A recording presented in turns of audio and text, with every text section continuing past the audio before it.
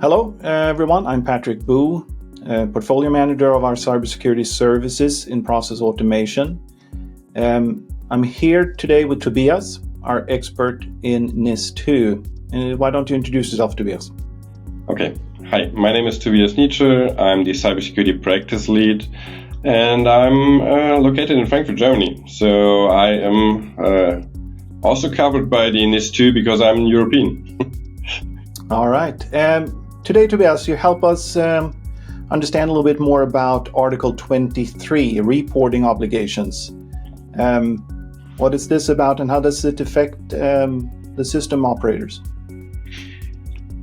So overall, it means that you have to notify the government about an incident. Not every incident, it has to be significant. So you will see here notify with undue delay and in an event within 24 hours after having become aware of the incident. So when we talk about significant, it means it is caused or is capable to cause severe operation disruptions or of services or financial loss. That means not everything needs to be reported, but if you have the indication that this disrupts the service or the financial loss, then it's significant. So if with that, my malware protection detecting a virus and can quarantine it, I don't need to worry about. But if I have a external entity giving privileges in my system, I should report it. Yes, and then there is another aspect which affects a lot of our customers for sure, especially in the OT environment, if it affects or capable of affecting natural or legal persons by causing considerable material or non-material damage. So here we're for sure talking about blowing something up or someone dies, environmental impact, these kind of things. So what happens there if we take the virus example? If the virus was quarantined in a system like your safety system, and if it wasn't quarantined, it could have, of course, caused actual problems, you should report it then. If it's quarantined and if it is, and if there's no indication that it could have affected these systems, then not. But if, then yes. So again, I would expect a lot of over notifications happening in the beginning. So you want to make sure, I guess you better be on the secure side there. But on the other end, it is also valuable to think through what needs to be reported or not. And then again, there are three things to mention about, again, on the notifications. So there is the early warning, that is within 24 hours. So you need to send out the information, something happened. You do not need to know exactly what happened and what is the impact, but you need to at least indicate there's something. Then after 72 hours, there's the official incident notification needed. So there you would need to have an assessment done of the incident.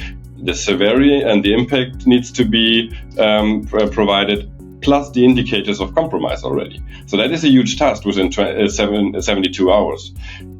To have that available, you need to have the correct mechanisms, processes, and people in place.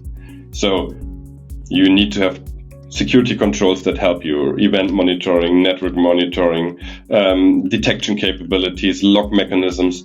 All of that needs to be in place, and it needs to be monitored not only once a week, but as you see, you need to report and detect it within 24 hours and report even more detailed with 72 hours. You can't do that or wing that without these controls in place.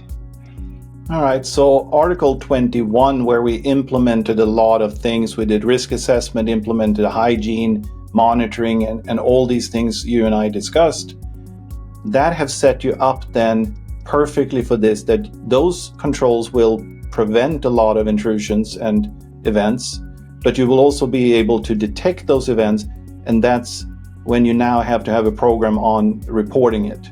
So if you've done paragraph 21, this is not an impossible task. This is quite doable. At least you have done the basis to get that within the time frame you need to do it. So again, you have the detection mechanisms in place, you have the incident response services in place, you have the monitoring capabilities in place. You now need everything needs to work together, and then you will be able to report and also create a report with all these informations, indicators of compromise, severity, impact, the assessment. So all of that can be prepared within 72 hours, but you need to have the capabilities. And I would assume that if you've done Article 21 good enough, you will never get in trouble for reporting something. You will get in trouble if you didn't report something. Correct. So, and it is even clear listed here that the act of notification in itself shall not make the notifying entity subject to increased liability. Oh, okay. So no one can come and say, you reported this, you're now in trouble. Yeah. Yeah. And this is reporting to the local government body responsible for NIS2. Correct. And then again, they can request intermediate status reports if they think they missed something or you should prepare something. So that can the CSIRT teams in the governments can request that. And then after 1 month, you need to have the final report. Oh, okay. So you need to, in 24 hours, something is detected. You need to say, hey, something is going on. 72 hours, which means 48 hours from that first one, you need to have a report with some detail, quite a bit of detail. That is the official incident notification after 72 hours, correct. Then is the final report. And the final report you said you had how long? 1 month. 1 month. And that needs to be then, this is what happened, this is why it happened, this is what we did, and this is what we're going to do to avoid it from happening again. So things like that. After 1 month, after the end. So I don't know. Oh, after the end of the incident. Yeah, I hope everybody can end his incident before 1 month. But if it happens that it takes longer than 1 month to handle it, then for sure after the end you have 1 month. Okay. So something happened on the first of the month. We get our indication. We report, and by the third day we have a good report. Then we may work to restore our system in worst case for 5 or 6 weeks. And it's only when we're done and we closed this incident that we have a month to actually do the filing of the real report. Yeah, and that is reasonable because during the process, things can change and happen. You can have new, you always need to document, refine, and rework what you're doing there. And the final report will conclude the incident. All right, excellent.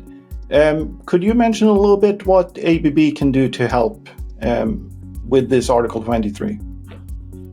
So for sure, we can help with reaction times. So you see early warnings, 24 hours. You need to have people who know the systems, who can help you in identifying the problems in incident response, but also maybe in forensic investigations, in the restoration of the systems.